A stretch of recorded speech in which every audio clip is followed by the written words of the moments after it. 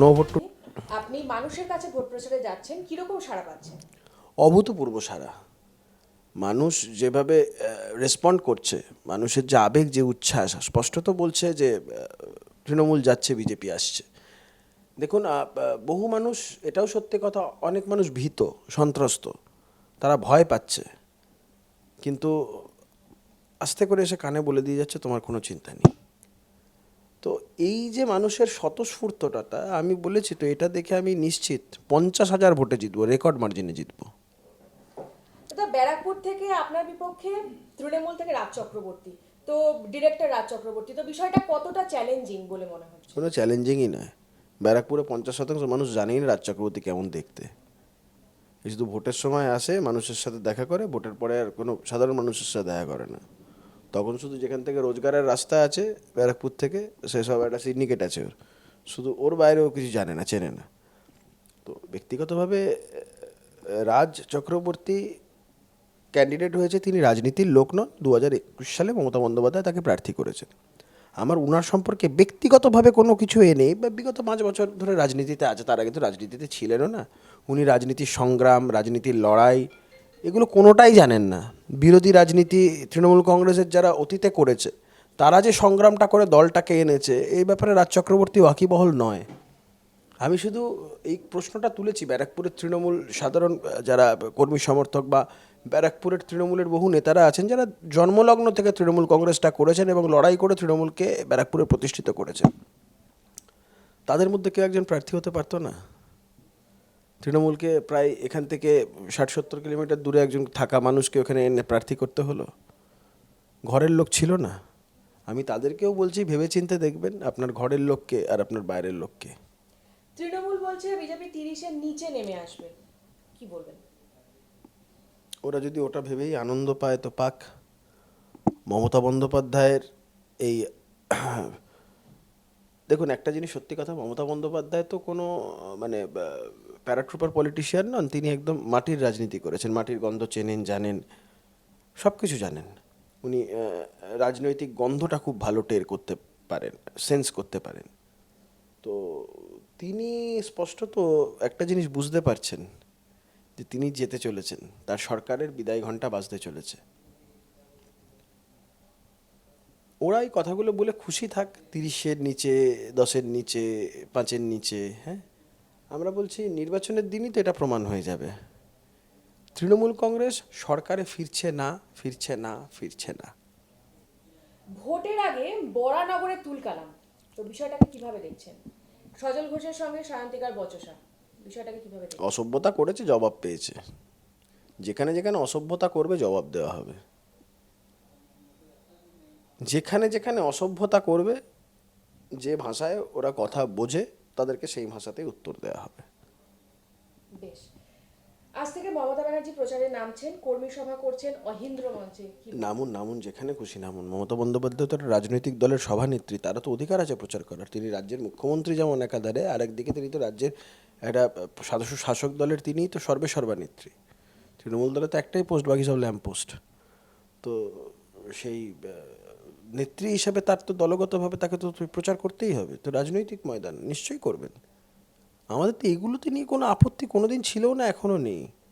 আমাদের আপত্তি মানে রাজনৈতিক হিংসা নিয়ে। আমাদের আপত্তি রাজনৈতিকভাবে মানে বিরোধী দলের লোকেদের মিথ্যা মামলায় ফাঁসানো নিয়ে। রাজনীতি তো নীতি আদর্শের লড়াই। যদিও তৃণমূল দলের আদর্শ আর এই স্যান্ডো গেঞ্জির বুক পকেট দুটোই এক ব্যাপার। তো সেই জায়গাটায় নিশ্চয়ই মতাদর্শের লড়াই হবে বা নীতির লড়াই হবে, এগুলো হোক না। কিন্তু তৃণমূল কংগ্রেস তো সেসব বোঝে না। মমতা বন্দ্যোপাধ্যায় করছেন, করুন, নিশ্চয়ই তার অধিকার আছে, তিনি নিশ্চয়ই করবেন।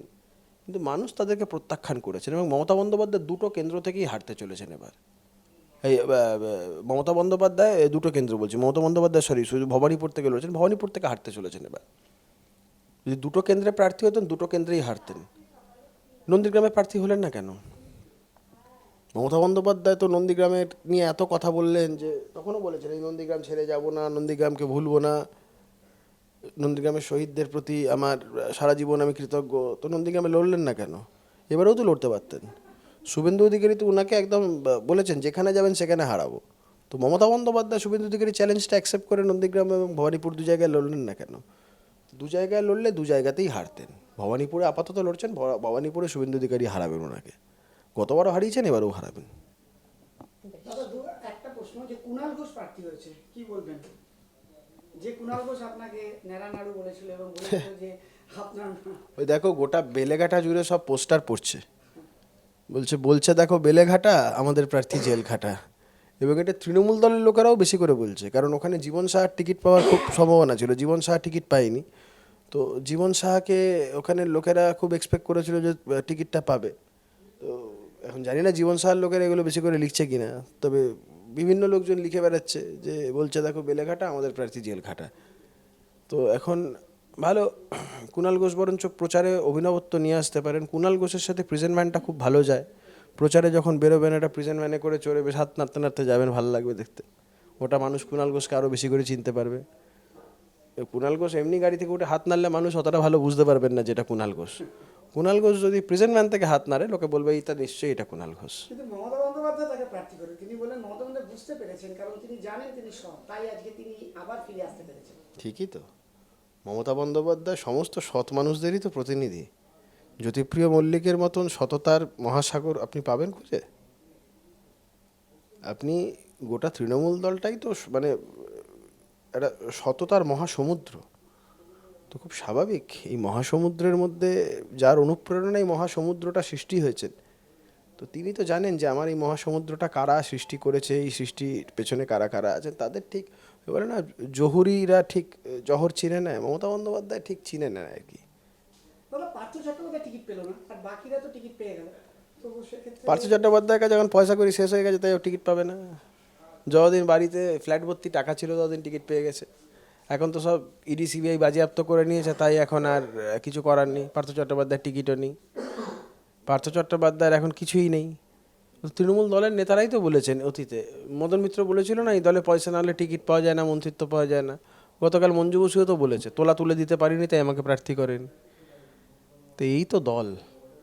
এই যে মানে বিক্ষোভ, প্রার্থী নিয়ে যে বিক্ষোভ, তো এইটা নিয়ে তুমি কি ভাবো? কিচ্ছু না, এটা দলের, এটা দেখো একটা দল, একটা বড় পরিবার, আশা সবারই থাকে, কিন্তু সবাই তো সব কিছু পাবে না। যারা পাবে না তাদের তো স্বাভাবিকভাবে রাগ ক্ষোভ থাকবে, কিন্তু এইভাবে করাটা উচিত নয়। তবে সাথে সাথে এটাও তোমাকে বলছি, এটাও দেখো যে ভারতীয় জনতা পার্টির এই কম্পিটিশনটা আছে কারণ ভারতীয় জনতা পার্টির কর্মী সমর্থক এবং নেতৃত্বের সংখ্যা অনেকটাই বেশি। কিন্তু at the end of the day আপনি দেখবেন যে সব কিছু লড়াই ঝগড়া সব কিছুর পরেও সবাই কিন্তু একসাথে, লক্ষ্য সবার একটাই, উৎখাত করতে হবে তৃণমূলকে। দেখবেন সবাই নেমে পড়েছে মাঠে, কারণ আমাদের কোনো ব্যক্তি প্রার্থী নয়, আমাদের প্রার্থীটা হচ্ছে পদ্মফুল। মোদিজির উন্নয়নের মডেল, আর লক্ষ্য হচ্ছে তৃণমূলকে উৎখাত করা। তো সেখানে কোনো দ্বিমত আছে বলে আমার তো মনে হয় না। তৃণমূল বলছে যে বামের ভোটটা বামে দেন, যেন আপনাদের ভোটটা আপনারা খেয়াল রাখুন, মানে তাদেরকে নির্দেশ দিচ্ছে। এইটা তো আগেবারে স্লোগান দেখিনি, তারা দিদিকে ভয় পাচ্ছে কোথাও না কোথাও। তারা এখন আমি জানি না এখন বামেদের পরিচালনার দায়িত্ব মমতা বন্দ্যোপাধ্যায়ের হাতে বামেরা সঁপে দিয়েছে কিনা। তো এটা বামেদের নিচুতলার কর্মীদের ঠিক করতে হবে যে তারা কি করবে। আমরা তো বলছি একটাই স্লোগানের উপরে ভোট হোক, no vote to TMC, no vote to Mamata.